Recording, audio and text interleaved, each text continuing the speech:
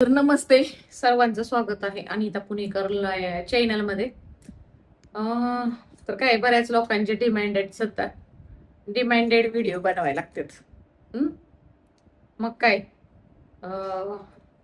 भोंदू बाबाचा म्हाताऱ्याचा लोकांना लयच विषय आवडतोय.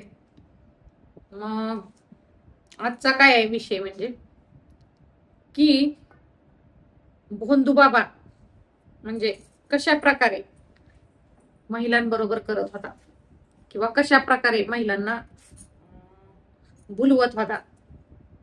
आता म्हातारा भोंदू बाबा तर होता म्हातारा, एवढं काय त्याच्याकडे असं काय करत होता नेमकं, का महिला त्याला भुलत होत्या किंवा त्यानं म्हणाल तसं का करत होता, तो त्या महिलांना काय खाऊ घालत होता नेमकं की त्याच्यामुळे त्या महिला तशा वागत होत्या.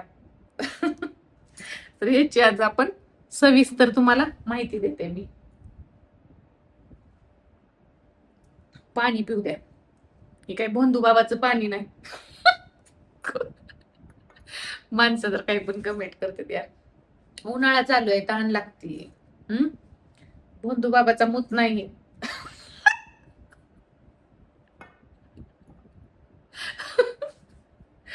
सांगते थांबा, व्हिडिओला चालू करूया. थोडं पाणी पिऊ दे.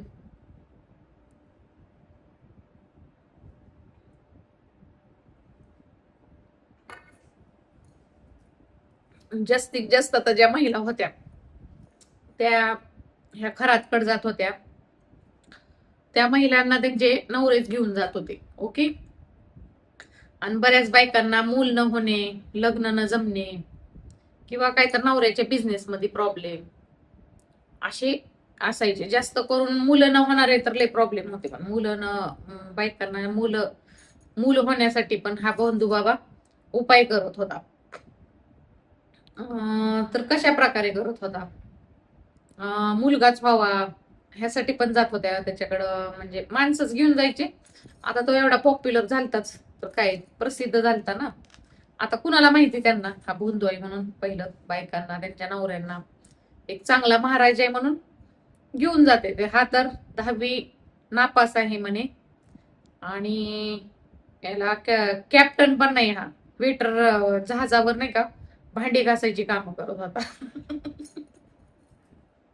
10वी नापास. आणि याचं लहानपणी हा चोऱ्या वगैरे करत होता म्हणून. हा म्हातारा चोरटा होता. लोकांच्या चोऱ्या, अंडी, कोंबड्या, ती शेजाऱ्यांच्या वगैरे अंडी चोरत होता आणि विकत होता म्हणे.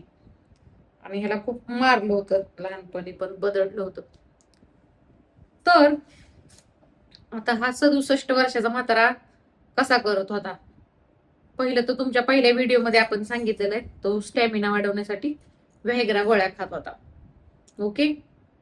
आता एवढ्या महिलांबरोबर झाले, त्या महिलांनी तोंड का उघडलं नाही. बऱ्याच लोकांना असं व्हिडिओमध्ये दिसतं की ते महिला स्वतःहूनच सगळं ऐकतात त्याचं.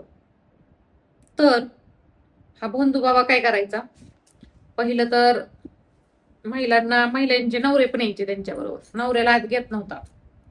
तो म्हणायचा तुमची योनी पूजा करायची आहे, योनी शुद्ध करायची आहे. आणि तो स्वतःला नाही का असं हे समजायचं एकदम शुद्ध पवित्र आहे त्याचं शरीर, नाही का, शुद्धीकरण करायचंय म्हणायचं तुमचा.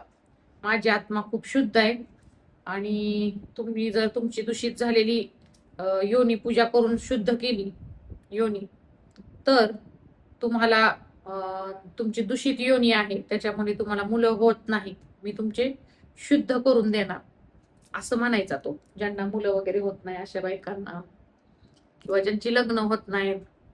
आणि तो महिलांना एकदम गोड गोड बोलायचा की तू खूप म्हणजे स्तुती करायचा.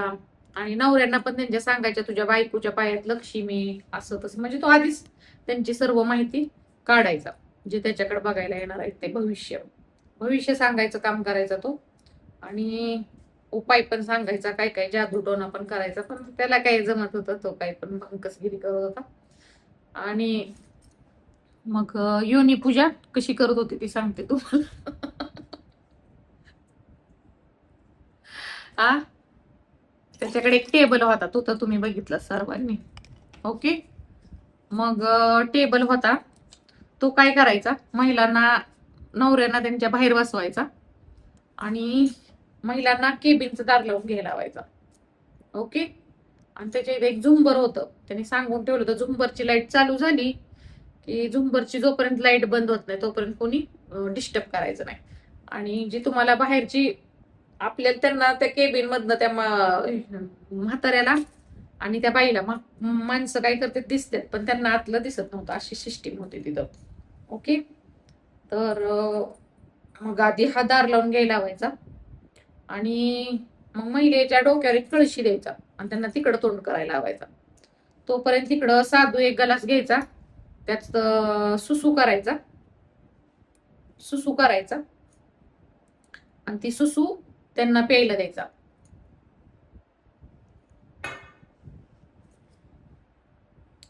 आणि परत त्यांना सुसू प्यायला दिल्यानंतर एक पेढा खायला द्यायचा, एक पेढा. त्या पेढ्यामध्ये तो दुसरं काय मिसळणार आहे? उगच महिला कशा अशा कुठल्या पण एवढ्या, ठीक आहे एका 2-3 महिला धरा, 4 धरा, एवढ्या महिला कशा काय त्याच्याबरोबर करू शकतात? कुणी ना कुणी आवाज उठवलाच असतं ना. तर त्या महिलांना काही कळत नव्हतं, कारण तो म्हातारा त्या पेढ्यातनं त्यांना काय म्हणतात त्याला, नशेली, त्यांना नशे यायची आणि आपण काय करतो तेच कळत नव्हतं. अशी नशेली नशा टाकून त्या देत होता, किंवा हे सुद्धा देऊ शकत असेल. म्हणजे आता सध्या तर अजून त्याचं गोवा हे गुळी सुद्धा त्याचं कुटून टाकून देत असेल मला वाटतंय, सेक्स नाही का त्यांना नसे येण्यासाठी. मग तशात आपल्याला खाल्ल्यावर काय कळतंय बायांना तर. आणि मग तो तशी त्याला द्यायच्या आधी ही पेय लावायचा सुसू. आणि ती त्या बायकांनी सांगितलं की ती त्याची खूप चव घाण आणि वास खूप उग्र असायचा, खरट आणि कसं तर घाण लागायचं. आता विचार करा तुम्ही, जर तुम्ही पिला तर ते तसलं मळमळल्यासारखं वगैरे होणारच ना मूत्र पिल्यानंतर. आणि मग तो त्यांना गायत्री मंत्र लावायचा आणि मग असंच बोलायचा, राधा मी तू जरा कृष्ण आहे, तू राधा आहे असं. आणि त्यांना काहीच कळत नसायचं त्या बायांना, राधा कृष्ण असं त्यांच्या सगळ्या अंगावरनं वगैरे हात फिरवायचा, सगळीकडे हात लावायचा त्यांना, अंगावरनं हात फिरवत फिरवत मग परत योनीत वगैरे त्यांच्या घालायचा, फिंगर्स वगैरे. आणि आणि मग तो त्यांना त्यांच्या जाळ्यात फसवायचा. आणि त्याचा जो टेबल होता तो म्हातारा काय पूर्ण कपडे वगैरे नव्हता काढत आणि स्त्रियांना पण काढू देत नव्हता, तेवढंच कार्यक्रम करण्यापुरते काढायचे. आणि तो म्हातारा जास्त त्याला आता वयाच्या नावानं हालचाल होत नव्हती, त्याला लकवा भरला होता, तर तो टेबलवरच एक 5 मिनिटात त्याचा कार्यक्रम उरकत असे. महिलांना तो तशा प्रकारे करत होता. असं आता हे काय माहिती, म्हणजे खाऊ पिऊ घालायचा, त्यांना पेढा देत होता, त्या पेढ्यातनं त्यांना असा पदार्थ दिला जात होता की त्याच्याने त्यांना नशा येत होती. आता तो कुठला पदार्थ आहे तो अजून पोलीस शोधतात, पण सध्या तर त्या महिलांनी सांगितले आम्हाला नशा येत होती त्याचा तो पेढा खाल्ल्यावर. पेढा खाल्ल्यावर मग तो सगळे योनी शुद्धीकरण वगैरे, योनी शुद्धीकरण करायच्या नावाने महिलांचा म्हणजे स्वतःच्या वासनेसाठी त्यांच्या वापर करत होता. आणि काही महिलांना परत परत म्हणजे नाही का हे समजलं त्यांना की आपल्या बरोबर काहीतरी चुकीचं होतंय, आणि त्या महिलांनी म्हणजे प्रयत्न केला नकार देण्याचा किंवा त्या म्हाताऱ्या, पण त्यांचे नवरे ऐकत नव्हते. आणि म्हणजे नवऱ्याला त्या सांगू शकत नव्हते आणि कुणालाच सांगू शकत नव्हता. बंधू बाबा म्हणायचा मग मी तुझ्या नवऱ्याला तुला तलाक द्यायला सांगेल, सोडून द्यायला सांगेल, नवऱ्याला तुझ्या मारून टाकेल. अशा काही काही महिलांना म्हणजे ज्यांना परत परत कळलं होतं त्यांना अशा जबरदस्ती धमकी देऊन त्यांच्यावर तो म्हातारा अन्याय अत्याचार करत होता स्वतःच्या वासनेसाठी. त्या म्हाताऱ्याच्यात तर त्याला गोळ्याचे खूप व्यसन लागलं होतं. गोळ्या खाऊन एक माणूस तसल्या गोळ्यांनी जनावर बनतं, जनावर. तो माणसात राहिलाच नव्हता. त्याला नाही का रोज एक शिकार पाहिजेच होती त्या माणसाला. आणि त्याला काय असं भविष्य सांगण्याच्या नावाने तो अनेक महिलांचे त्याने शोषण केले. आणि आता पुढच्या पार्टमध्ये मग आपण पुढच्या उद्याच्या सेशन मध्ये सांगते. पुढचं खूप मोठा व्हिडिओ होता. आता बंधू बाबाला कसं पकडलं आणि काय कसं काय त्याचं वाट लागली. ओके, आता तुम्हाला हे तर समजलं महिलांबरोबर तो कसं कुठं कसं पद्धतीनं करत होता, तो टेबलवर कसा टेबल टेनिस खेळत होता. आता त्या व्हिडिओमध्ये तर फक्त त्याच करताना दिसतंय, बाकीचा असं कुणी तर दिसत नाही महिलांनी वगैरे, म्हणजे नाही का स्वतःहून त्याला हे केलं, म्हणजे असं दिसत तर नाही बाबा महिलांनी त्यात म्हणजे महिलांकडनं तो तसं सांगेल तसं त्यांनी केलेलं आहे, फक्त ते स्वतःहून त्यांनी हे केलेलं नाही, त्यांचं दिसत तर नाही तसं. भोंदू बाबाच्याच अंगात मस्ती होती, महिलाच्या कशाला असते.